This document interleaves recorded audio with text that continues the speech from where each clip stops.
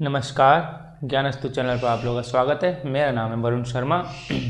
दिवाली की आपको बहुत बहुत शुभकामनाएं और आशा करता हूं कि आप लोग दिवाली बहुत ठीक तरीके से मना रहे होंगे। ठीक तरीके से मतलब है कि अब जैसे हमने की एक बात करी थी कि मनुष्यता का परिचय देते हुए कि किसी भी प्रकार से किसी अन्य को हानि ना पहुँचे, वैसे करके आप दिवाली मना रहे होंगे। देखिए मतलब मुझसे भी बीच में लोगों ने बात करी थी कि आपने पटाखे जलाने का मतलब विरोध नहीं किया कि प्रदूषण होगा, इससे वगैरह होगा। मैं दरअसल क्यों मतलब इस वजह से, और जानवरों के लिए भी क्यों लोग कहते हैं ना से नो टू क्रैकर्स, ऐसे बोलते हैं कि भाई जानवरों को इससे परेशानी होगी, एनिमल्स को परेशानी होगी। मतलब अगर हम लोग ठीक से अगर बजाएंगे पटाखे तो क्यों होगी परेशानी। अगर हम लोग बिल्कुल भी बेकार तरीके से बजाएंगे, कुछ लोग होते हैं ना जैसे जिनको ये वरदान मिला है ईश्वर के द्वारा, मनुष्य का जीवन मिला हुआ है, उसको उसका दुरुपयोग कर रहे हैं किसी प्रकार से भी, वो उन लोगों के पास समझ नहीं है इस चीज़ की। तो जो स्ट्रीट डॉग्स हैं बहुत सारे, उनकी कोई लोग पूंछ में पटाखे बांध देते हैं ना, तो ऐसे परेशान ही करते हैं उनको। जो परेशान करते हैं इस वजह से वो परेशान होते हैं, ना कि हम लोग अलग तरीके से बजाएं। दरअसल फिर हम लोगों ने बात करी, हम लोग तो संविधान स्टैम्प पढ़ रहे हैं, तो हम लोगों ने जो मौलिक अधिकार पढ़े थे, तो उस पर मौलिक अधिकार में हमने एक टॉडलर केस देखा था ना 2014 का, छोटे बच्चे वाला केस जो हमने देखा था कि उसमें जो रिहायशी इलाके, तो बस वहाँ से थोड़ा दूर हटाने के लिए सुप्रीम कोर्ट ने उस टाइम कह दिया था कि भाई जो पटाखे जलाने का जो अधिकार है वो मौलिक अधिकार है, ठीक है। यानी कि आर्टिकल 25 में जो आपको धार्मिक स्वतंत्रता का जो अधिकार मिला हुआ है उसके तहत, और आर्टिकल 29 में 29 में उसमें क्या है कि आपको जो धार्मिक संरक्षण है ना, उसको धार्मिक स्वतंत्रता है उसकी संरक्षण करने के लिए, धार्मिक संस्कृति के संरक्षण करने का भी आपको अधिकार है। तो उसके तहत में 25 और 29 के तहत में ये मौलिक अधिकार है। लेकिन फिर उन्होंने कहा है कि मौलिक अधिकार ये असीमित नहीं है, यानी कि आप इसका इतना नहीं है कि आप इसका कुछ भी दुरुपयोग भी कर लें। तो दुरुपयोग ना करते हुए हमें बिल्कुल सदुपयोग करना है। तो हमें पटाखे ऐसे बजाने हैं कि जिससे किसी को, अब पटाखे से हमें भी तो दिक्कत ना हो। तो ऐसे करें कोई प्रकार जो कुछ लोग हैं जो गैस स्टेशन में काम करते हैं, पेट्रोल या जो रिफाइनरी प्रोडक्ट्स बनते हैं जहाँ पर, वहाँ काम कर रहे होंगे, तो उनके लिए भी तो खतरा है। तो इसका मतलब है कि हमें बस ध्यान रखते हुए काम करना चाहिए। तो इसलिए हमें उनका भी ध्यान रखते हुए काम करना चाहिए कि अपने पटाखे सेलिब्रेट जला रहे हैं तो हमें जो स्ट्रीट डॉग्स हैं या फिर जानवर हैं गली के, उनको ध्यान रखते हुए करना चाहिए। तो ऐसे ही मतलब अभी बीच में बात आ गई थी, तो वही बता रहा हूँ, हमें यहाँ पे ध्यान रखना चाहिए मौलिक अधिकार दिया गया है। बहुत ज़्यादा सपोर्ट में नहीं हूँ, बहुत ज़्यादा डाउन में नहीं हूँ उस चीज़ के, लेकिन हाँ पटाखे जलाना चाहिए तो जलाने के अधिकार है, उसमें तो कोई तकलीफ नहीं है। बाकी जिनकी स्वेच्छा है वो जलाएं, अदरवाइज नहीं जलाएं। बीच में एक मुद्दा आया था तो हमने उसमें बात करी थी। तो अभी दिवाली की शुभकामनाओं के बीच बीच में हम लोग थोड़ा सा हमने बात करी थी कि हम पढ़ लेंगे, तो उसी को हम पढ़ लेते हैं। वो है क्या एक्चुअली, शेडो कैबिनेट एक मुद्दा है ऐसा। तो शेडो कैबिनेट हमें पढ़ना है, और शेडो कैबिनेट में हमने पीछे दरअसल एक बार जो हमने कैबिनेट डिस्कस किया था ना पीछे, किचन कैबिनेट और ये सब मंत्रिमंडल जो हमने डिस्कस किया था, उसी के पास आप लोग चाहें तो इसको नोट कर सकते हैं, अगर करना चाहें, थोड़ा सा ज़्यादा है नहीं। या फिर आप आगे पेज में नोट कर सकते हैं शेडो कैबिनेट। आप ध्यान रखें, अपने माइंड में ध्यान रखें शेडो कैबिनेट एक्चुअली एक टर्म क्या है। और बहुत ईजी है, वो समझने के लिए हम समझ लेते हैं। शेडो इसके वर्ड से इसको समझ में आता है, तो को समझ लेते हैं एक्चुअली क्या है। देखो शेडो का मतलब वही जो शेडो हमारी बनती है ना, वही शेडो। और एक तो हम ओरिजिनल होते हैं, एक हम ओरिजिनल, एक हमारी शेडो बन रही है। तो वो हमारी ओरिजिनलिटी जैसे जैसे जैसे जैसे हमें वैसे वैसे वो वैसे ही उसके भी दो हाथ बनेंगे, एक सिर बनेगा ना, ऐसे करके। बस उसमें बाकायदा पूरी शेपिंग नहीं आ पाएगी, जैसे हमारा पूरा नाक कैसी, आँख कैसी, वो उसमें नहीं दिखेगा ऐसी कर बस, लेकिन वो मोटी मोटी बॉडी दिख जाएगी। तो उसी प्रकार से ये क्या है कि ब्रिटिश जो राज्य व्यवस्था है उसमें ऐसा कंसेप्ट चला था कि जब कोई मंत्रिमंडल चुन के बन जाता है, यानी कि कैबिनेट बन गई, उस कैबिनेट के जो विपक्ष का नेता होता है ना, जैसे 1960s में लगभग ये विपक्ष के नेता की कोई बात नहीं चलती भारत में, तो फिर 1977 के आसपास दोनों सदनों ने, यानी कि राज्यसभा और लोकसभा दोनों सदनों ने विपक्ष के नेता को वरीयता प्रदान कर दी वैधानिक तौर पर, यानी कि स्टैट्यूटरी जो रिकग्निशन था उनको दे दिया गया कि अब एक दोनों सदनों में विपक्ष का नेता हुआ करेगा। तो विपक्ष का नेता का मतलब क्या है, यानी कि जो नेता सदन है, यानी कि प्रधानमंत्री होते हैं अगर होते हैं लोकसभा में, अगर वो राज्यसभा से होंगे तो नेता सदन किसी और को चुनेंगे। लेकिन अगर लोकसभा से मान लीजिए हम मान रहे हैं प्रधानमंत्री नेता सदन है, तो उनके ही जस्ट अपोज में नेता विपक्ष होते हैं। और हालांकि उसका एक क्राइटेरिया है कि 10% आपको सीट चाहिए कुल सदस्य की। तो वो 2014 बीच में अभी नहीं थी, बीच में जब मोदी जी को बहुत बहुमत मिल गया था बीजेपी पार्टी को। लेकिन अब लीडर ऑफ अपोजिशन जो है वो है राहुल गांधी है, लीडर ऑफ अपोजिशन किसके, लोकसभा के, और मल्लिकार्जुन खड़गे कहाँ के हैं, राज्यसभा के हैं। तो अब तो है विपक्ष के नेता। तो विपक्ष का नेता काम क्या है कि जैसा एक सदन, नेता सदन है, उसी के बिल्कुल विपक्ष में एक नेता विपक्ष है, ठीक है। जैसा यानी कि उसको थोड़ा चेक एंड बैलेंस करने के लिए कि आप जो काम कर रहे हो, और ये नेता विपक्ष का काम क्या है कि सरकार पे ठीक ठाक एक निगरानी रखे कि सरकार का काम ठीक गति में जा रहा है, कोई दुरुपयोग तो नहीं कर रही सरकार भी शक्ति का, दुरुपयोग कर रही है सरकार भी शक्ति का, तो नेता विपक्ष का ये दायित्व बनता है कि वो पक्ष उठाए, वहाँ पे मुद्दा उठाए और वो एक जनता तक मुद्दा पहुँचाए कि भैया जो आपने सरकार चुन के भेजी है वो सरकार देखिए ऐसा ऐसा कर रही है, तो इसका मतलब है कि एक सेकंड बैलेंस बनाने के लिए। तो ये तो नेता विपक्ष और नेता सदन का कंसेप्ट तो हमारे यहाँ चलता है भारत में अभी भी। लेकिन जो शैडो कैबिनेट है, शैडो कैबिनेट का मतलब है कि जैसी कैबिनेट बनाई गई है, जो जीत के आई है पार्टी, उन्होंने जल्द जल्द जो इसका बहुमत जीत का आया है उसने अपनी मंत्रिमंडल डिसाइड किया है, तो उन्होंने जो कैबिनेट के जो लोग चुने हैं तो उन्हीं कैबिनेट के बिल्कुल एग्जैक्टली जैसे एक प्रधानमंत्री बने तो एक वैकल्पिक प्रधानमंत्री बना दिया विपक्ष ने अपना कि हम प्रधानमंत्री बनेंगे, और जैसे एक विदेश मंत्री हैं तो एक वैकल्पिक विदेश मंत्री बना दिए गए, एक रक्षा मंत्री हैं, ये ओरिजिनल है, मतलब क्या ये जीत के आए हुए यहाँ पे समझे, जैसे ये जीते हुए प्लस में जो टिक लगा रही क्रॉस वाले क्या ये हारे हुए हैं, तो इसमें क्या है ये जो पीएम होंगे ये तो जीते हैं, ये तो आपके ओरिजिनल पीएम आप इनका ही नाम लेंगे कि भारत में, लेकिन ये वैकल्पिक तौर पे पीएम बना लेंगे विपक्ष में, ठीक है, जो विपक्ष की पार्टी है। और ये क्या है, और जैसे यहाँ पर रक्षा मंत्री करें, डिफेंस मिनिस्टर कर लें, तो ये यहाँ पर एक डिफेंस मिनिस्टर इनके बने होंगे, फॉरेन मिनिस्टर और या फिर वही फाइनेंस मिनिस्टर, तो एफएम यहाँ पर भी होंगे, ठीक है। ऐसे ही करके मतलब ये को है इनका ये काम नहीं करना सरकार में, एक्चुअल काम ये नहीं करना, एक्चुअल काम तो ये करेंगे, लेकिन इनके जस्ट अपोज में वो अपना काम करेंगे, वो चेक एंड बैलेंस के लिए कि फाइनेंस मिनिस्टर के लिए चेक एंड बैलेंस वो करेंगे, हालांकि हमने पूरा फॉरेन लिखा था, तो फाइनेंस मिनिस्टर के लिए चेक एंड बैलेंस विपक्ष का एक फाइनेंस मिनिस्टर जो बना होगा वो करेगा, लेकिन हालांकि ऐसा नहीं है कि वो पूरी पावर वैसी रखता होगा जैसा फाइनेंस मिनिस्टर यहाँ पे रखते हैं, लेकिन बस क्या है चेक एंड बैलेंस करने के लिए कि हम आपके लिए चेक एंड बैलेंस रखेंगे इस चीज़ में, तो उतना है। तो इसलिए यहाँ पे ध्यान रखना एक पूरी शेडो बनी है एक तरीके से कि जैसा जैसा आपके हाथ है तो एक हाथ उधर भी बन के आएगा शेडो में, दूसरा हाथ है दूसरा शेडो बन के आएगा, एक पैर है दो पैर है शेडो बन के आएगा, लेकिन जो शेपिंग है हल्की चीज़ जो बिल्कुल बारीक तरह से आँख दिखना नाक दिखना वो प्रॉपर नहीं दिखती, इसीलिए प्रॉपर इनके पास एक तरीके से पावर्स प्रॉपर नहीं है। बस ये क्या चेक एंड बैलेंस के लिए है, जब कभी सरकार में परिवर्तन आएगा उनकी स्थिरता पे फर्क पड़ेगा, यानी कि अस्थिर हो जाएगी सरकार, किसी वजह से सरकार गिर गई, उसके पास बहुमत साबित नहीं हुआ, यानी कि विश्वास प्रस्ताव में अगर हार गई या अविश्वास प्रस्ताव में वो हार जाती है, तो ऐसे करके विश्वास और अविश्वास प्रस्ताव है उनमें किसी वजह से इनकी सरकार गिरती है, तो ये विकल्प में तैयार रहेंगे कि अब भाई जो पूरा कैबिनेट बना हुआ है, यानी कि ये कैबिनेट जो अभी चल रहा था सरकार चला रहा था, ये तो अपने बहुमत साबित नहीं कर पाया, अब ये वाला कैबिनेट आके तुरंत बन जाएगा, हमें चुनना नहीं पड़ेगा कि भाई मंत्री कौन बने, रक्षा मंत्री, फाइनेंस मंत्री, वित्त मंत्री कौन, एक पूरा कैबिनेट ये वैकल्पिक तौर पर बैठा है कि जैसे ये हटेंगे अगर किसी वजह से अस्थिरता आती है तो ये वैसे वैसे बन जाएगा, ठीक है। ये कंसेप्ट ब्रिटिश में चलता है, ब्रिटिश राज व्यवस्था में ज़्यादा चलता है, कनाडा में भी ऐसा कंसेप्ट चलता है।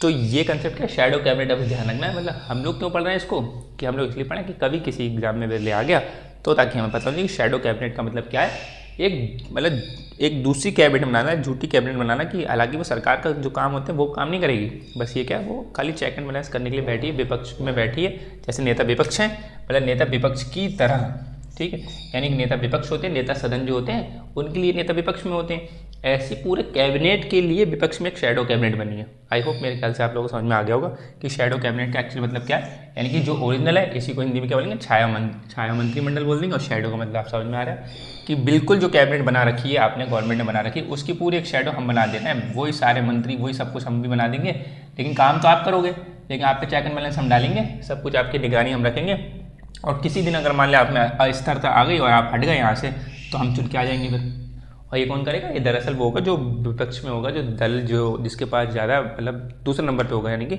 विपक्ष में सबसे बहुमत ज़्यादा वाला जिसके पास होगा वो सदन ऐसा करता है। भारतीय राज्य व्यवस्था में थोड़ा सा इसलिए नहीं बन पाता है क्योंकि हमारे यहाँ बहुत सारी दल हैं एक साथ, ऐसे ब्रिटिश में क्या दो दल चलते हैं मेजरली, हालांकि हमने बात करी थी पिछले क्लास में विग और टोरीज की बात करी थी, पुराने टाइम में वो चलती थी, अब वहाँ पे लेबर पार्टी और कंजर्वेटिव और एंड यूनियनिस्ट पार्टी एक दो पार्टी चलती रहती हैं बार बार, तो इन्हीं में सरकार बनती रहती है, तो दो पार्टियों में ठीक रहता है, एक की सरकार बनी कंजर्वेटिव पार्टी की बनी तो लेबर पार्टी विपक्ष में आ गई, लेबर पार्टी की बनी तो कंजर्वेटिव विपक्ष में आ गई, तो उनने शैडो कैबिनेट बना दिया, इनका ओरिजिनल कैबिनेट है और कभी इनका ओरिजिनल है, मतलब इनका शैडो है तो कभी इनका ओरिजिनल बन गया, तो वहाँ तो चलता है, लेकिन यहाँ पे तो आपको दिखेगी बहुत सारी पार्टीज हैं, बीजेपी आई तो कांग्रेस, फिर कांग्रेस के बाद आप है, सपा है, ठीक है, ये बहुत सारी पार्टीज हैं, अगर इन लोगों के पास ठीक ठीक बहुमत हो गया वो कहेंगे आप पार्टी जो आप पार्टी है, या फिर समाजवादी पार्टी वो कहेंगे हम अपना शैडो कैबिनेट बनाएंगे, हम बनाएंगे, तो इसमें थोड़ी दिक्कत आ जाती है, तो इसलिए मिलजुल के क्या दिक्कत, तो यहाँ पर दिक्कत आ जाएगी, मिलजुल में शैडो कैबिनेट में थोड़ा दिक्कत आ जाती है, क्योंकि अभी भी आपने देखा होगा जो गठबंधन बना था, जो अलायंस बना था, उसमें आपको न्यूज़ में ये मिला होगा कि इनमें समझ में नहीं आ रहा कौन प्रधानमंत्री बनेगा, किसको कौन सा क्या मंत्रालय दिया जाएगा, है ना, बहुत सारी न्यूज़ में बाद में चल रहा था कि ये जो इंडी जो अलायंस बना है ना, तो अलायंस इसका फ़ायदा ही नहीं है कुछ। अगर मान लो जब ये जीत भी गए किसी प्रकार से तो वो बहुत ज़्यादा दिक्कत होगी, अस्थिर गवर्नमेंट बनेगी बहुत ज़्यादा, है ना। हमने गठबंधन की सरकार की वो भी देखी थी, कमियां भी देखी थी पीछे। तो ये नेता विपक्ष की ही तरह, जो नेता विपक्ष होते हैं, जो नेता सदन के नेता विपक्ष होते हैं, उसी ही की तरह जो सरकार होती है जिसके कैबिनेट है उसके विपक्ष में पूरा कैबिनेट है, ठीक। और यहाँ पर क्या है, प्रत्येक कैबिनेट मंत्री के विपक्ष मतलब शैडो होता है। जैसे क्या प्रत्येक जो मंत्री बना होता है कैबिनेट में, जो मंत्री है, ठीक है, तो उसी के बिल्कुल एक शैडो में कैबिनेट, यानी कि वही हम बात कर रहे हैं रक्षा मंत्री के विपक्ष में रक्षा मंत्री होंगे, ठीक। और यहाँ पर क्या है, और जैसे फाइनेंस मिनिस्टर होंगे उनके विपक्ष में एक शैडो मंत्री होंगे, मतलब शैडो कैबिनेट मंत्री यहाँ लिख सकते हो, यानी कैबिनेट मंत्री के विपक्ष में शैडो कैबिनेट मंत्री, ठीक। और बाकी यहाँ पर जो लिखा है वैकल्पिक कैबिनेट के लिए हमेशा तैयार रहते हैं, यानी कि क्या है कि जब वैकल्पिक कैबिनेट का मतलब वही चीज़ है कि जैसे ही कोई सरकार अस्थिर बनेगी जिस टाइम चल रही है तो वैकल्पिक कैबिनेट तैयार बैठा कि भाई हम बन जाएंगे अब डिफेंस मिनिस्टर। मतलब उस टाइम वहाँ पे ज़्यादा माथापच्ची ये नहीं होगी अब किसको फाइनेंस मिनिस्टर बनाए, किसको रक्षा मंत्रालय में दे, किसको ये सब दे, ऐसे बांटे मंत्रालय कैसे बांटे।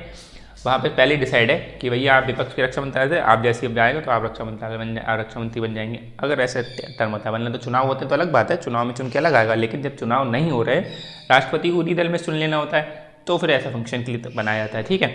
तो ये हो गया। उसके बाद में लिखा हुआ है कि जो अच्छा ये जो नेता विपक्ष बराबर वैकल्पिक पीएम मतलब प्राइम मिनिस्टर, यानी कि नेता विपक्ष बिल्कुल वैकल्पिक प्रधानमंत्री होते हैं। ये दरअसल एक ब्रिटिश के संविधानवेत्ता हैं आइवर जेनिंग्स, ठीक। क्या नाम उनका, आइवर, क्या लिख दूँ, यहाँ लिखता हूँ आइवर जेनिंग्स, ठीक। जेनिंग्स। तो ये एक ब्रिटिश के संविधानवेत्ता है, अच्छे खासे राजनीतिक जो विज्ञान है उसको बहुत अच्छे से इनकी समझ है उनके लिए। तो आइवर जेनिंग्स ने कहा कि जो विपक्ष का नेता है ना, नेता विपक्ष, उसको वैकल्पिक प्रधानमंत्री बताया, यानी कि प्रधानमंत्री जो हैं यानी नेता विपक्ष को उन्होंने वैकल्पिक प्रधानमंत्री की उपाधि दी। ये लिखा हुआ है आइवर जेनिंग्स, इन्होंने कहा था। ये ध्यान होगा आप लोगों को मौलिक अधिकार जब हमने पढ़े थे तो उसमें आइवर जेनिंग्स ही थे। इन्होंने क्या कहा था कि जो मौलिक अधिकार की जो प्रक्रिया है ना, जो इसको करने वो बहुत जटिल है, बहुत कठिन है, तो इसलिए ये वकीलों का स्वर्ग बन जाता है, ठीक। ऐसे हमने बात करी थी। तो यानी कि उसमें ऐसे कर मौलिक अधिकार लिख तो दिया आपने, लेकिन पाते लोग कानून को अपना अधिकार पाना है तो पाते इतनी प्रक्रिया की वकीलों का स्वर्ग बन गया है एक तरीके से।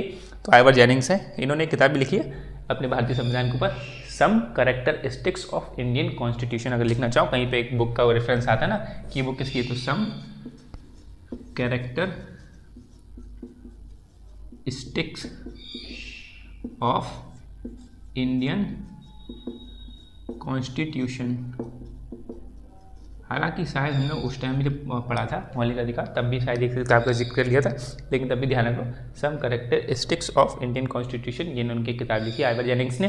तो इन्होंने उसमें तो मौलिक अधिकारों के बारे में इन्होंने कहा और डीपीएसपी के बारे में भी इन्होंने कहा है। ऐसे स्टेटमेंट में बन के आ जाता है कि किसने ऐसा कहा, तो डीपीएसपी को इन्होंने पवित्र इच्छाएं बताई हैं। जो डीपीएसपी का जो आर्टिकल 37 है ना, जो आर्टिकल 37 कहता है ये अप्रवर्तनीय है, यानी कि राज्य के लिए बाध्य नहीं है डीपीएसपी की, वो जरूर आपको ऐसा करके देगा, बाध्य नहीं है राज्य। तो उसी पर चोट करते हुए उन्होंने डीपीएसपी वो जो अप्रवर्तनीय वाले शब्द है अप्रवर्तनीय, उस पर चोट करते हुए उन्होंने क्या कहा कि ये डीपीएसपी के पवित्र इच्छाएं हैं, कि इन्होंने आइवर जेनिंग्स ने कहा है। तो ये मौलिक अधिकार के बारे में इनका टर्म ध्यान रख लेना और डीपीएसपी के बारे में इनका टर्म ध्यान रख लेना, और ये व्यक्ति हैं इनकी किताब याद रख लेना। और नेता विपक्ष को उन्होंने वैकल्पिक पीएम भी कहा है कि वैकल्पिक पीएम किसको कहा है, नेता विपक्ष नेता, यानी कि राहुल गांधी को इन्होंने कहा कि वैकल्पिक प्रधानमंत्री अगर ऐसा मान लिया आज के टर्म में, ठीक है। तो ये आपको समझ में आएगा ये किसने कहा है, इसके नीचे लिखना है कि आइवर जेनिंग्स ने नेता विपक्ष को वैकल्पिक पीएम की उपाधि दी है। उन्होंने बताया कि ये वैकल्पिक पीएम एक तरीके से, ठीक। अब जो ये जो मुद्दा है ये दरअसल हम लोग पढ़ क्यों रहे हैं, पढ़े इसलिए भी रहे हैं कि खाली में जानकारी होनी चाहिए कि ऐसा भी दूसरे देशों के बारे में थोड़ी जानकारी हो जाए तो अच्छी बात है हमारे पास। लेकिन आगे हम कभी ब्रिटिश का मॉडल ही पढ़ेंगे, उसमें जो विगो टोरी वाली मैंने पीछे बात करी थी वो थोड़ा जिज्ञासा रह गई थी बच्चों में, वो हम डिस्कस कर लेंगे कि विगो टोरी वाला क्या कंसेप्ट है, लेबर पार्टी अब कैसे उभर के आई, कैसे कंजर्वेटिव और यूनियनिस्ट पार्टी बनी है, पहले इन लोगों क्या था लेफ्ट और राइट वाला उसमें सिस्टम क्या है, ठीक है। पहले लिबरल पार्टी थी और ब्रिटिश में और कौन कौन सी छोटी छोटी पार्टियाँ उनका क्या सब कुछ है, वो भी अपने पढ़ लेंगे ब्रिटिश मॉडल, क्योंकि बहुत हद तक हमारे मॉडल उसी से लिया गया। ब्रिटिश राज्य व्यवस्था से बहुत प्रभावित है, वही राज्यसभा लोकसभा वही House of Lords House of Commons सब की बात है ना। ऐसे हम थोड़ा सा पढ़ेंगे तो अमेरिका के बारे में हल्का पढ़ लेंगे, अमेरिका में भी देख लेंगे कि कैसे हाउस ऑफ रिप्रेजेंटेटिव है वहाँ पे और सीनेट है वहाँ पे, तो उसमें क्या क्या रोल है। अभी चुनाव भी होने वाले हैं, चुनाव चल ही रहे वहाँ पे एक्चुअली, ठीक। तो चुनाव में अब देखो कौन जीत के आता है उसके बारे में हम समझते हैं, उसके ऊपर भी एक लेक्चर लेंगे समझेंगे। तो यहाँ पर इनके बारे में ध्यान रखना, ये मुद्दा ऐसे दरअसल अभी बीच में और उठ गया कि रिसेंटली जुलाई में क्या हुआ, मतलब जून के आसपास 12 जून 10-12 जून के आसपास नए सीएम बने, कहाँ के, ओडिशा के। क्या उनका नाम है, मोहन चरण मांझी, आई थिंक ये नाम उनका, बीजेपी पार्टी से है। तो वो चुन के आए अच्छे खासे लंबे समय तक। वहाँ पर उनके सीएम वहाँ पे कौन थे, नवीन पटनायक थे। वो किसके अध्यक्ष, बीजेडी, ठीक है, बीजेपी नहीं, बीजेडी, बीजू जनता दल, ठीक, बीजू जनता दल के वो अध्यक्ष हैं, कौन, नवीन पटनायक। तो नवीन पटनायक साहब वहाँ काफ़ी टाइम तक वहाँ पे सीएम रहे। तो अब वहाँ पे पार्टी किसकी है, बीजेपी की, जो 2024 में जीत के वहाँ पे कौन आए, बीजेपी। तो उसके जो सीएम बने मांझी साहब, तो अब वो बन गए। तो जो बीजेडी की मतलब जो नवीन पटनायक हैं, इन्होंने क्या करा, 50 अपने विधायक, जो अपने विधायक थे, उनको मिला के एक शैडो कैबिनेट बना दिया। अब शैडो कैबिनेट आप समझ गए होंगे, यानी कि सीएम ने, जो सीएम होंगे तो उनके अपोजिट में एक सीएम बन गए। वहाँ के जो अलग अलग मंत्री बने, उन्होंने जो भी मंत्री पद बांटे होंगे, अपने मंत्री पद बांटे होंगे, पटाखे भी आ जाएंगे।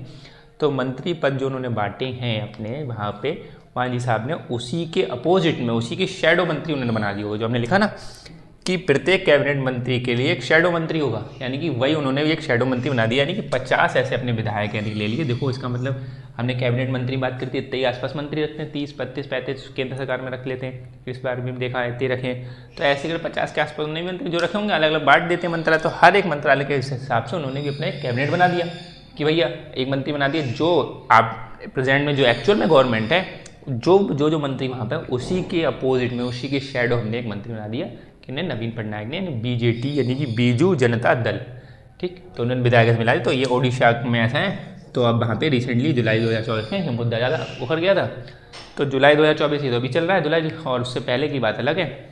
अभी यहाँ पर क्या है, उसके बाद में क्या है, ऐसे महाराष्ट्र में, और पीछे के ध्यान रखने हैं, तो पीछे एग्जाम्पल और समझने। तो उसके महाराष्ट्र में, एक सेकंड रुके,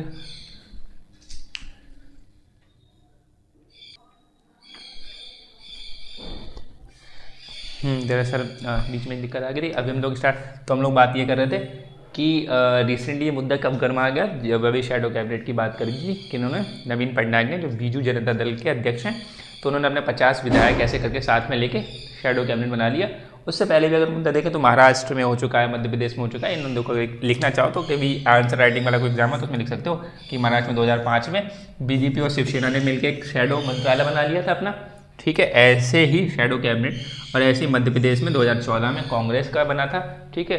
तो कांग्रेस ने ऐसे बना लिया था, क्या, शैडो कैबिनेट बना लिया था। ऐसे ही गोवा में, ये दोनों एग्जाम्पल लिख सकते हो, ध्यान रख सकते हो। गोवा में 2015 में क्या हुआ था कि एक एनजीओ ने, ठीक है, एनजीओ के अंडर में नेतृत्व करते उन्होंने एक शैडो कैबिनेट बना दिया पूरा, यानी कोई और भी बना सकता है। जैसे एनजीओ क्या, सरकार पे अलग अलग तरीके से दबाव बना सकते हैं। आगे हम पढ़ेंगे प्रेशर ग्रुप्स, ये सब पढ़ेंगे, दबाव समूह, एनजीओ, ये सब पढ़ेंगे तो आपको और क्लियर हो जाएगा एक्चुअली में एनजीओ ये सब है क्या, प्रेशर ग्रुप्स हैं क्या। ये सरकार पे अलग अलग तरीके से किस प्रकार से दबाव बनाते हैं कि सरकार की नीतियाँ ठीक दिशा में चलते रहें। तो एनजीओ भी एक तरीके से एक पूरा कैबिनेट बना लेगा उन्होंने। मतलब इसका मतलब ये है कि हमने भी एक मंत्री नियुक्त कर रखा है। अब हमने एक व्यक्ति जो नियुक्त कर रखा है, अगर हमने देख रखा है कि वो राज्य के अंदर कानून व्यवस्था संभाल रहा है, यानी कि सीएम जो एक्चुअल गवर्नमेंट है उन्होंने एक मंत्री बना रखा है कि जो कानून व्यवस्था देख रहा है, तो उस शैडो कैबिनेट में ने भी एक कानून व्यवस्था बनाने का मंत्री बना रखा है। वो भी राज्य की देखेगा कानून व्यवस्था, और जो सरकार कानून व्यवस्था पे फैसले ले रही है उसको भी चेक एंड बैलेंस करेगा शैडो कैबिनेट वाला, कि सरकार ने क्या क्या फैसले लिए कानून व्यवस्था पे, और क्या क्या फैसले उचित होने चाहिए सरकार की खामियों के बाद, निकालने के बाद वो जनता को पेश करेगा कि देखो सरकार जो आपने चुन के भेजी है उन्होंने क्या क्या फैसले लिए हैं कानून व्यवस्था के तहत, और दरअसल क्या क्या ऐसा हो सकता है, ये आर्टिकल लिखे हैं, ये अनुच्छेद देखो, वो कैसे भी व्याख्यान दें अपने, तो ऐसे कर सकते हो। तो ऐसा कोई भी कर सकता है क्योंकि जनता में आप कर सकते हो। तो एनजीओ ने अपने नेतृत्व में, यानी कि अपने अंडर में एक शैडो कैबिनेट पूरी बनाई। ये थोड़ा एक आप एग्जाम्पल ध्यान रख सकते हो, गोवा वाला या 2015 के आसपास। साल याद रखो तो अच्छी बात है, बहुत अच्छी बात है, नहीं आता तो कोई दिक्कत नहीं, मतलब गोवा में ऐसे कह सकते हो। और उसके बाद में अगर ध्यान रख, केरल 2018 में क्या हुआ, सिविल सोसाइटी, ये सिविल सोसाइटी में हम पढ़ेंगे सिविल सोसाइटी क्या होती है, आगे आने वाले टाइम में भी पढ़ेंगे, प्रेशर ग्रुप्स और ये सब कुछ सिविल सोसाइटी है, उसी में सब पढ़ लेंगे।